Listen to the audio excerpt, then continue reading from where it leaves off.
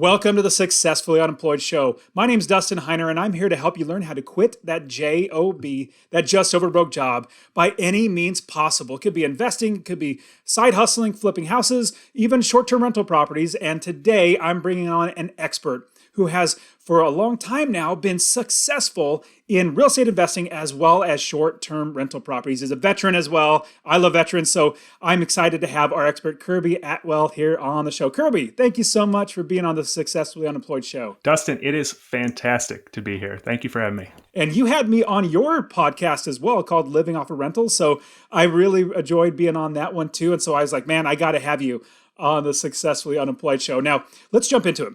How do you provide for yourself and your family without working that dead-end JOB? We live in a tent down by the river. No, we've got, so as you mentioned, we do short-term rentals. So I've got a business that we've built over the last several years, just accumulating vacation rentals, short-term rentals, Airbnbs. And now we're up to 10 in a town nearby. And that really pays the bills. And it allowed us to kind of pursue our next phase of our dream of buying some farmland. So we live on 45 acres of farmland that we bought last year. And we're turning the farmland here into sort of an experiential short-term rental, like glamping type site. So we're kind of in the thick of that. We rehabbed the house first, and now we're rehabbing a barn out back that my wife's going to have a small antique shop in. And then we've got a residential unit in that as well. And then we'll have Airstream. We bought a couple of Airstreams already that we're in the process of trying to figure out how to rehab those. We haven't done that yet. And so we'll continue to build it out here. But that's really what pays our bills. That sounds fantastic, because as you're thinking about buying and holding on to something, as opposed to, let's say, flipping houses, which I know you've done in the past, which I quickly want to talk about.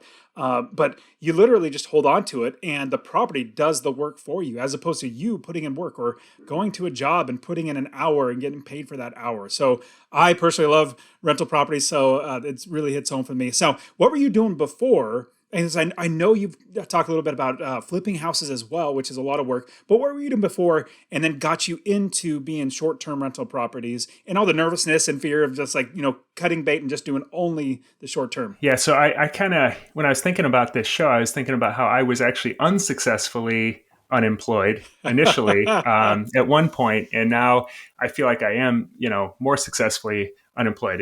Totally different level of stress. So graduated from West Point in 2005. And that's when I read Rich Dad Poor Dad, similar to you, and that's how I kind of started on the whole investing in real estate train, and bought a couple of rentals while I was in the Army, and then decided in 2011 I was going to get out and I was going to go into it full time. And, had no real experience or, like you talked about, a paycheck to pay the bills. I just decided I'm going to figure this out.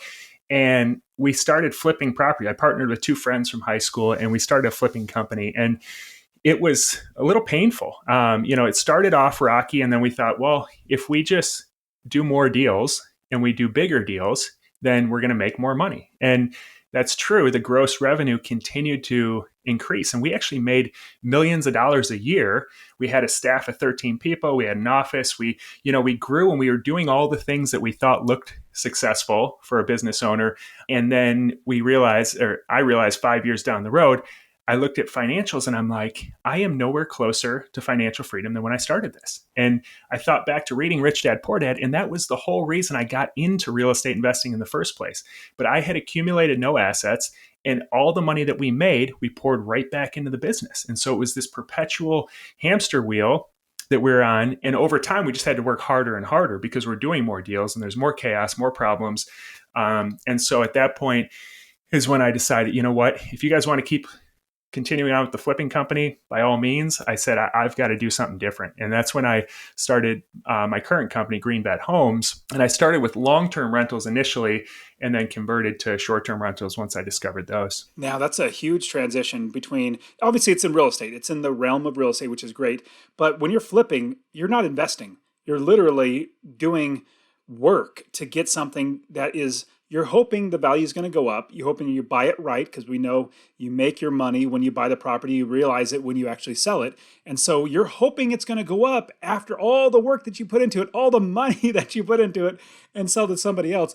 But transitioning that now to where you're doing long-term or short-term rental properties is so much better because, like I said, it literally the property works for you. I mean, it's so fantastic. If you can get in that door of getting that first property, the second property comes so much faster and the third comes much faster. Now, Kirby, as you were making that transition, what was the first property, not necessarily like the terms and everything, but when you got that first property, because you were flipping, but then you had to transition to now getting a long-term rental property. And then from there transitioning to, we had multiple into short-term rental property. Talk to us about that process. And if we were to get started and we wanted to get our first, either short or long-term property, what would you suggest is the right way to get started in getting our first property? Yeah, I found myself after 5 years of owning my own company, having no job, being my own boss.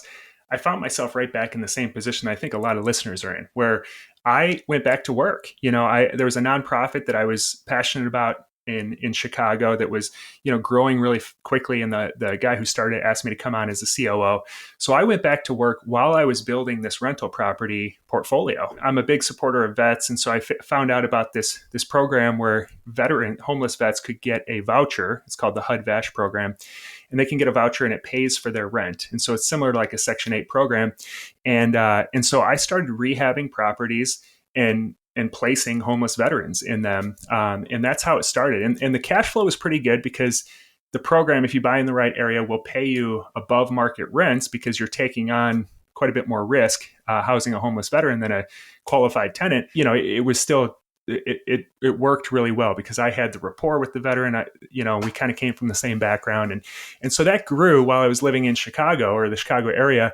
And then we moved to Northwest Indiana, over an hour away, and it doesn't work in Northwest Indiana, and it became very difficult to manage those properties in Chicago.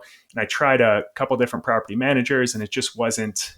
It was a very management intensive type of investment to have. So that's when I discovered vacation rentals, because I realized I don't want to buy like the 1% type rules that you hear about where, you're buying a property and it's just going to kick off 1%, because, I want to get out of my job as quickly as I can. I want to have the ability to leave my job, which I think a lot of people can relate to who are listening to this. So my wife and I sat down and we tried Airbnb in our basement. When we first moved over there, we converted our basement. It's a walkout basement to an apartment.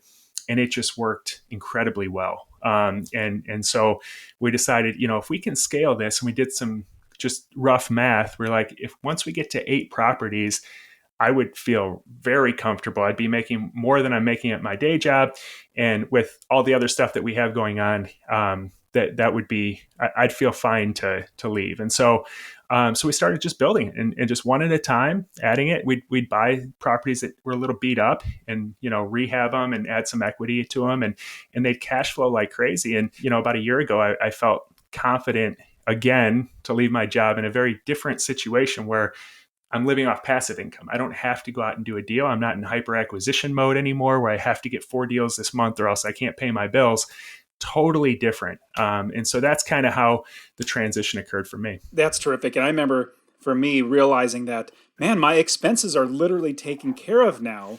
I don't need to work, as opposed to needing to work to be able to feed your family and paying for your mortgage and things like that. It's just amazing to actually have that, switch in your brain flip like, oh, wow, this is different. This is good. Let's do that. Yeah. You almost have like a nervous twitch or something, like you're doing something wrong. Like you should be busy. You should be like going to a job or looking for new deals. So it's kind of weird. It took me, honestly, Kirby, about 3 years to eventually get that nervous twitch that you just mentioned out of my system, because I would always be thinking, man, I should be doing something right now. But now it's been 5 or 6 years now, and it's literally out of my brain. Yeah. Now anything that I do, any business that I create, anything that I'm doing for the future, it's all passive income. It's all, how can I get a business built? How can I create passive income? Basically not take my time, like work 1 hour, get paid an hour. So yeah, that's what I'm consciously focusing on now. Okay, so you went from long-term to short-term, but I mean, I got to ask the elephant in the room, at least in my brain, is, oh my goodness, short-term. Let's say, for instance, it happens again, which we know it did happen in 2020, March of 2020. Everything got shut down for COVID, and he no traveling, refunds, and all that sort of stuff. It was pretty bad. Obviously, everybody went through it.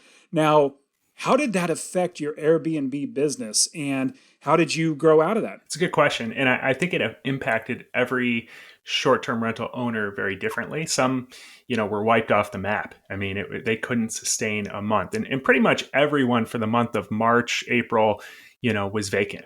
For people who had these coastal multi-million dollar luxury vacation rentals carrying the cost of that, and a lot of them probably already spent the money that they had in bookings, and so it was very difficult for them to survive. What I always tell people is I'm buying in like very working class areas. I mean, I'm not like people picture vacation rentals and they think you got to be in Hawaii or you got to be on the ski slopes. I'm buying houses that, I could rent as great long-term rentals. And that was kind of the impetus or the initial idea that I had. It was like, I don't know if this is going to work. I'm testing this out. And so the first one I bought in a local town called Michigan City, nearby where I live in Indiana, like I negotiated hard on it. And I was like, okay, I'm going to buy something that if Airbnb this doesn't, work out for me and nobody rents this place, I can sell off the furniture and I can rent it as a great long-term rental. And it just took off. I mean, the bookings started pouring in and I was like, this is great. I gotta scale this. But every property that I've bought so far, if tomorrow the city banned it or COVID number 18 or whatever we're on at this point happens again and shuts everything down, I can just flip a switch and convert these into long-term rentals. And they're really nice long-term rentals. I can probably demand more than the typical market would handle, or I could rent them to nurses, or I could rent them, on kind of a medium-term basis. And there's some options there. So yeah, one thing that I've heard of, and I actually thought, it might be interesting to try this whole new term that came up. But I decided not to. And this was before COVID happened, but it's a term called rental arbitrage. Can you talk to us about rental arbitrage and if that's a good idea, if that's a bad idea? Yeah. So rental arbitrage is basically you're renting a property as a long-term rental, signing a lease at a long-term rate with a landlord.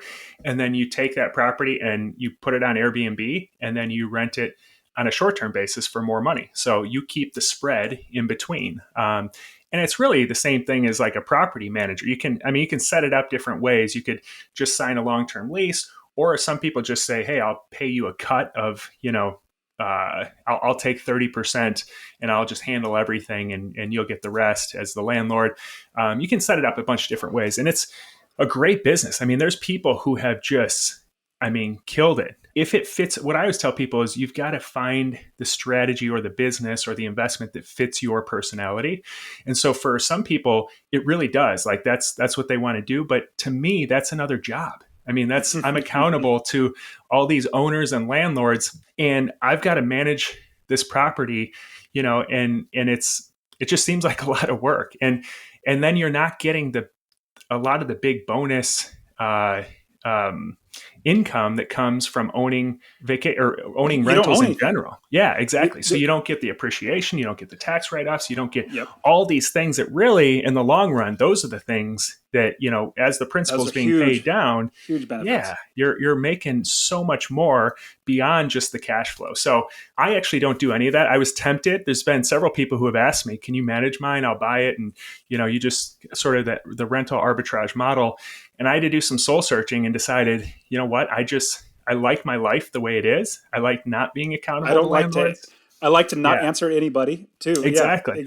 Yeah, exactly. Yeah. So on top of that, I'll quickly add on top of that, you're also having to fork out a lot of money to furnish the property, and those are depreciating quote unquote assets. They're not assets, they're liabilities.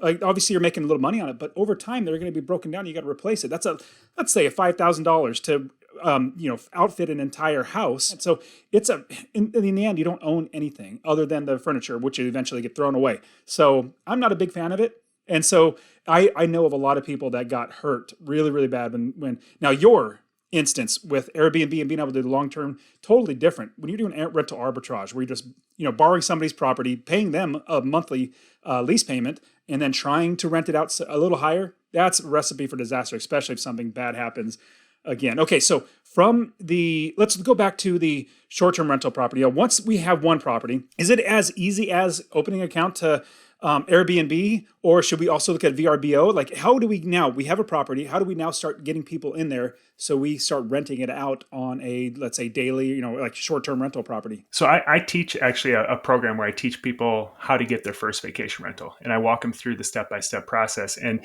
this question comes up a lot. Like, a lot of people feel like they should be on all platforms and that they're going to get more bookings as a result. Right now, there's this huge differential between supply and demand in the vacation rental space. After COVID, a lot of people stopped using hotels.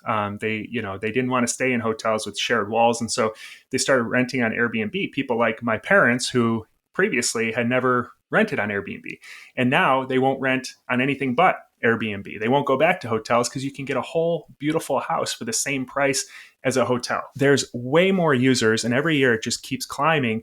And so what I recommend to people is just put it on Airbnb initially, because that is the elephant in the room. That is, they have the mass market share. I mean, it's just the amount of property, like I think it's all the other major hotel companies combined don't have the same revenue as Airbnb just by itself. And it's crazy how much market share they have. So, to think that, well, I'm not going to get bookings on Airbnb by itself is a little silly when you look at the size that it is. And also what you're doing on Airbnb is you're building a name for yourself. So every time somebody stays, they leave you a review. And it's just like Amazon. When you go to Amazon and you try to decide on a product, the first thing you're looking at is the star rating and the customer reviews. It's the exact same with Airbnb. So you want to build up those reviews on one platform, not spread it out. And then, you also build a name as a super host, and it just gets your property ranked higher. So when you're starting with your first one, I just recommend just putting it on Airbnb. And then as you grow bigger, now we have a property management platform that kind of sits in the middle, and we just make changes on that, and then it pushes it out to other platforms. So we are on multiple platforms, but it's the same amount of work because we have sort of a middle software that pushes all the same change. I don't have to go to 5 different platforms and make changes to a pricing or anything like that. But I don't think it's worthwhile to pay for something like that with your first vacation rental. Yeah, especially when you could do it yourself. And if you're just putting on Airbnb, like you said, that has the demand. The people are literally there. And so why'd you make it harder on yourself? Just put it on Airbnb, which I traveled through Europe in 2018. Yeah, it was 2018. Went 6 weeks through Europe, 11 different countries, and 95% of the stays were at an Airbnb all over those countries. Rarely was it a hotel. It just probably because couldn't find an Airbnb, and then just the hotel was either the right price or something. But it was so much better doing it Airbnb. And then 2017, I went to Japan, 6 weeks in Japan, Airbnb the entire way. And so it's just, it's fantastic to use that. Now, the biggest reason why I see utilizing short-term rental properties is you're renting it out per day as opposed to per month or per year, like a yearly lease, long-term lease. Now, talk to us about the expenses that are going to come from having a short-term rental property, but then also it offsets with making more money. So talk to us a little bit about the numbers of having a short-term rental property. It's funny. I actually just posted, because I was reviewing, our performance on Airbnb recently, and I just posted in the Living Off Rentals group about comparing the exact same property. So we own a split-level property in Michigan City, and this is our best performing property of the 10, but it's just an average split level. It's not like this is like a luxury vacation rental or anything like that. In our slowest month, November, we made, it was right around $3,400 on this property that would rent for $1,500 as a long-term rental. So I bought it for $75,000 a few years ago. We had to do a massive rehab. It was a $100,000 rehab because it was like a hoarder type house. I mean, it was a big one. In our slowest month, we just made over $3,200, and we're already booked at over $5,200 with 11 days in July. That's our busiest month. So we're going to make, if everything books up in July, which I would anticipate it would, because we're already booked with 11 days and it's November now, it'll make over $12,000 on a property that will rent for $1,500 long-term. Now, that's not just any property. You go out and buy just a random property on the corner of the street, and you're going to make 8 times as much on Airbnb, but it's pretty common to make 2, 3, 4 times as much. And so you are going to have the extra expenses. You are going to have utilities. You're going to have grass cutting, snow removal. You're going to have, what are some of the others that tenants typically pay? Cleaning fees. You're going to have consumables. The Internet. toilet paper. Yeah, internet. So you definitely do have more expenses, but when you look at potentially 2, 3 to 8 times as much of gross revenue, you're making drastically more as a short-term rental. And a lot of times on the exact same property, we really didn't do anything different to this property that other than furnish it than we would if it was a long-term rental. Man, that's fantastic. And I know that it is a little bit more expensive with property management. Now, turning over a property, I always get a little more like not necessarily say concerned, but like just that thought of like, oh man. Well, because my long-term rental properties, I literally don't do anything, and tenants move maybe once every 2 years, 3 years. I get it's Yeah. so there's nothing going on. But if you have it to turn over every day or 2 days or even like 4 or 5 days, that's some work you gotta have to do. Plus, see if you're gonna have somebody manage a property, they're gonna be paying more. Normal rental property is 10% property management fee. This might be 20, 25%, even more Yeah. or more. So talk to us about that, making sure that we're having a really good property, that we get 5 stars or 4 or 5 stars, get good reviews, but then also how we manage it well. I think this is probably what holds most people back from getting into vacation rentals is there's this impression that that you see on the news. You watch the news, and the only thing they talk about on Airbnb is the cities that are getting banned, and then the parties. And I talk to a lot of Airbnb owners, and most of them say if you run it just halfway intelligently, like we don't let anyone automatically book unless they have previous 5-star reviews, because you can't fake a 5-star review unless you've stayed somewhere and they give you a 5-star review. A lot of people turn that off and they just let anyone book. So if I'm a scammer, I'm going to go to the low hanging fruit, and I'm not going to even bother with the people who actually are going to screen a little bit. So we just do a little bit of screening. We'll still let people stay if they don't have reviews, but they have to put down a deposit. We have to have a discussion first. And we have about 1 out of 100 that are bad guests. And even with bad guests, we haven't had any like rager parties or anything like that, but we've had somebody who smoked weed all night in the property, and then the next day it smelled like weed, So that's like the bad guests. But the vast majority, the other 99%, are just nice families coming to stay for a weekend. And then we have instructions by the door saying, can you strip the beds afterwards? Please wash all your dishes afterwards. Like they do all these things that leave it in a really nice condition. And then we have our house clean multiple times a week. So I'm a little OCD when it comes to the properties. And when I had long-term rentals, especially with the more challenging tenants that are the homeless veterans that might not that are going through something. There's a reason why they became homeless, and they might not take care of the property as well as others.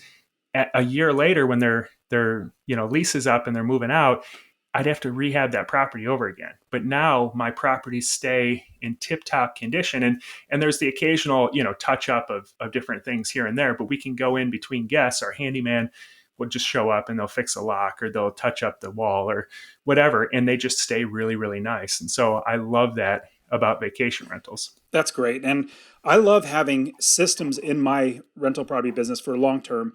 How do you create systems to make sure that because all those things that you just mentioned, you have to have something in place to say, okay, this did happen, let's get it fixed. How do you create a system, or is there a process, or what do you do about having a system to make sure these things get done without you always having to go walk through the property, make sure things get done? I'm the same way.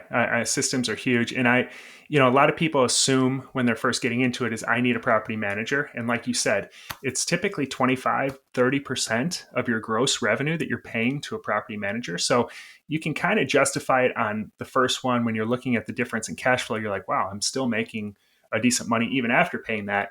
But once you look at 10 of them, and if you think about what I just said the numbers were for my gross numbers in July on one property, let's say, even though they're not all making that much, that's, could be 6 figures in 1 month. And so if I'm going to pay 30% of that, that could be $30,000 that I'm paying to a property manager for 1 month. And they, they're not really like, I can do what they're doing. I could have hired a whole team of staff to do what they're doing. Yeah. So Get what we employees do, in there doing it. Yeah, absolutely. Exactly. So I'm a big advocate for self-management, and really it all boils down to two people. It's your cleaners and your handyman. I have really great cleaners in place, and we compensate them well, and we take care of them, and they're super reliable. But we have backup, redundancy, so that you're not relying on one cleaner to do all the properties. And then the handy person, we pay them $15 an hour, and they do pretty much everything. I mean, the guy goes and cuts the grass. It's a 20-year-old kid I call him a kid, he's in the National Guard. And he's worked construction in high school, and he's really handy. And so, he just wants to work as many hours as he can. And so he'll go fix little things here and there. If it's something bigger than he can handle, he'll call the plumber and bring in the plumber and have them do it, or whoever he needs to bring in. And so most of that, like, we'll have turnovers. Like right now, we have several turnovers today, and I'm not involved in any of that. I'm notified if there's something that needs to be, bigger than what the cleaners or the handyman can handle, but it's very rare. So are these people W-2 employees or contractors, like per piece? They would go out for a day to clean, and that's when they get paid? Contractors. Yep. My whole team is all contractors, paid based on the amount of hours they work, or the cleaning crew is paid based on the house. So most of them are right around $100. If it's a bigger house, it can be up to $200. What market are you currently investing in? I was super intentional about choosing one specific market to be in to start with, because I wanted to have the economies of scale, and I wanted to build my team to be able, I can drive between my properties within 5 minutes and visit all of them within an hour. And it's just worked out really well. And so I'm an advocate for that type of investing initially, because a lot of people will say, well, all your eggs are in one basket. And I agree. But I also think that there's more risk in spreading yourself out super thin to start with. So I'm in Michigan City, which is right on the border of Indiana and Michigan. It's right on Lake Michigan.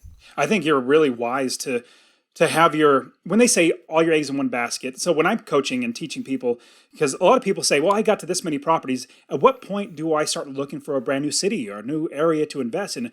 And my suggestion is it really depends on your risk tolerance. Now, if you have 30 properties in one city and one property manager, well, that's literally all your eggs in one basket. Yeah. For me, it was probably about 12 properties. I started thinking, I should start branching out to a new area, because the first area, I mean, it's really a lot of work to build up a business, a good, successful real estate investing business, and buy one house and then move on and do it all over again. Why not build up your inventory, get a few properties, 5, 10 properties, and then once that's going, and what's great about real estate, it just keeps, like, we have systems in place, it keeps working without you. Then you could start building a whole nother area, then start moving over. So yeah, that's a good point. And I really appreciate how you have them close together, because a lot of my properties, I have like cities. And so in one city, I'll have them fairly close together, like one zip code. And so if I ever go there, which I never do, I never go in where my properties are now, but you have them in a zip code. So if you fly in there, you're not driving 3 hours all over the entire city.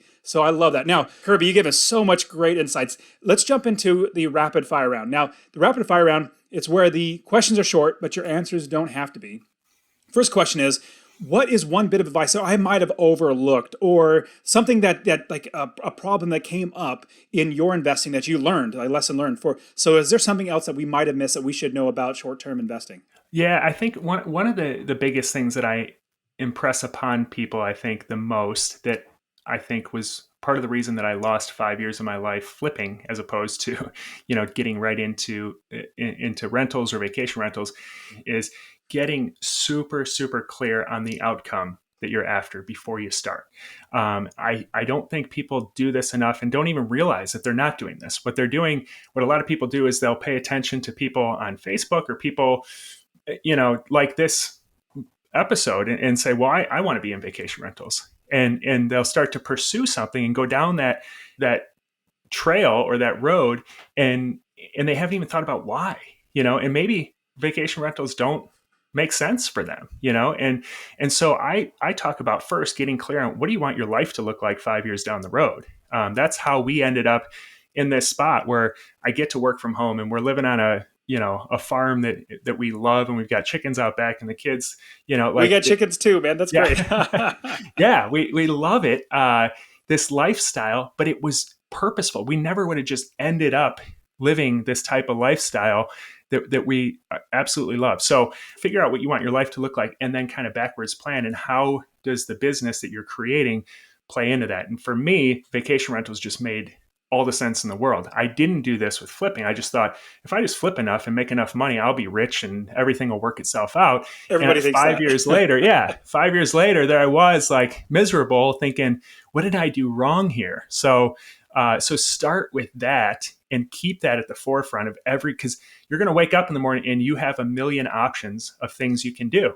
So how do you make the decision of what's the right thing to do? Well, it's based on the outcome that you've already decided upon. So what's going to get you to that outcome the quickest? I love that. That's fantastic. And it could be many other things. It could be starting a business. It could be writing books, whatever it might be, figuring out what your why is and where your destination is. I love that. That's a great idea. Okay, so what is one bit of advice that you would give your younger self? When I was in the Army, I was initially I was assigned to this unit in El Paso, Texas, and it was pretty miserable. I didn't enjoy it at all.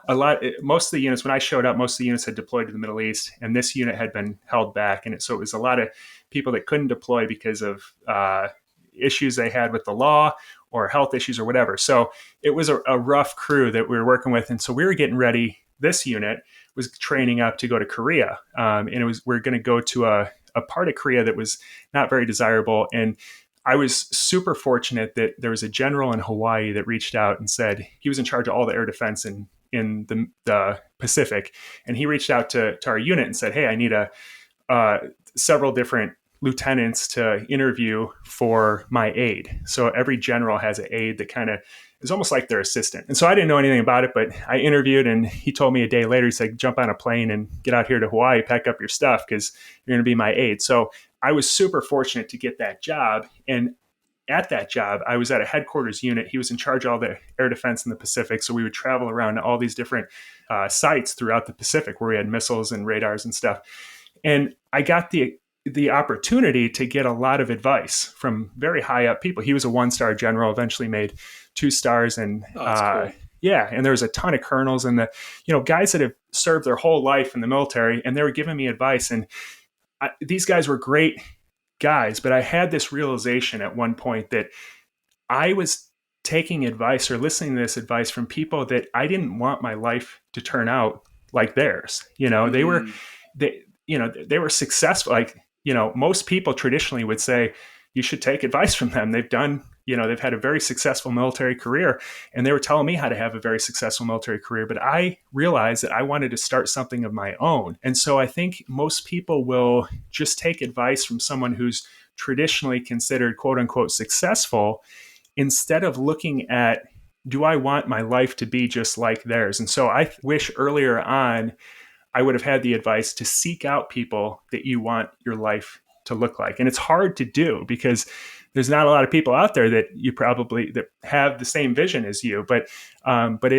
it will help tremendously. So a lot of people, if you have a boss or you have a friend that's giving you advice, think about that. Like, do you want your life to turn out like them? And if not, maybe seek out a new mentor. That's fantastic advice. And if you would think about having 3 people that have a map. They're starting in one location somewhere, let's say starting in New York, and 3 people have 3 different maps. One, and you want to get to Disneyland that's in Los Angeles or Anaheim, in California, not the one in Florida, not anywhere like Tokyo or something like that, but you want to go there. And you get all 3 people, and they all point to a specific Disneyland or some location, but you take each one of the maps, and you're like, well, I could just pick one and just go down that map.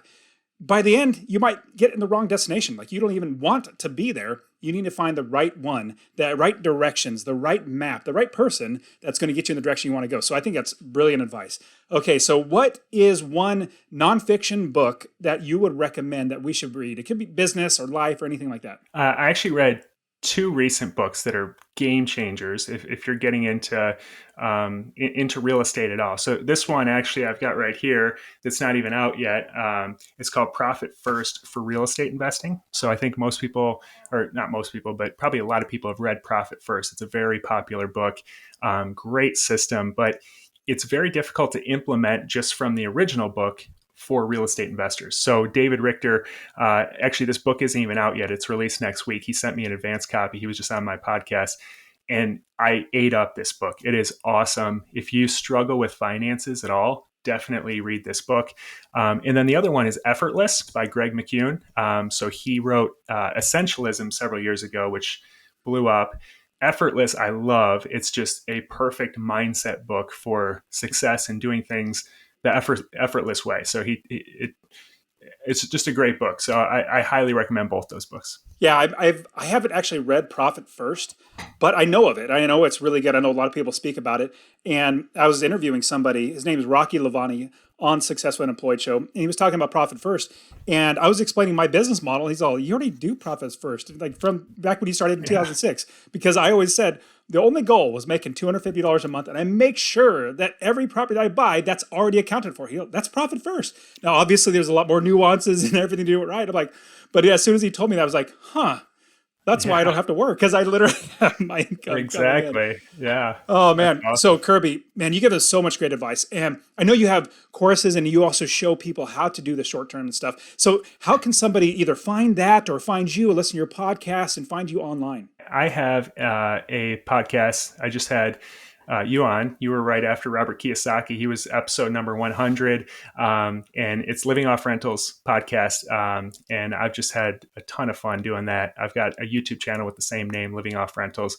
The only paid offering that I have is this program where I walk people through step by step exactly how to get their first vacation rental. So if people want more information about that, you can go to livingoffrentals.com/webinar. And I walk through my 3-part process for doing that. But yeah, other than that, there's a ton of free content on the Living Off Rentals platform. So you can check it out. That's great. I was also checking out your YouTube channel. So everybody, you should check out Kirby's YouTube channel as well as his podcast. So Kirby, it's been awesome having you on the show. Thanks a lot, man. I really appreciate you. Thank you. It's a lot of fun.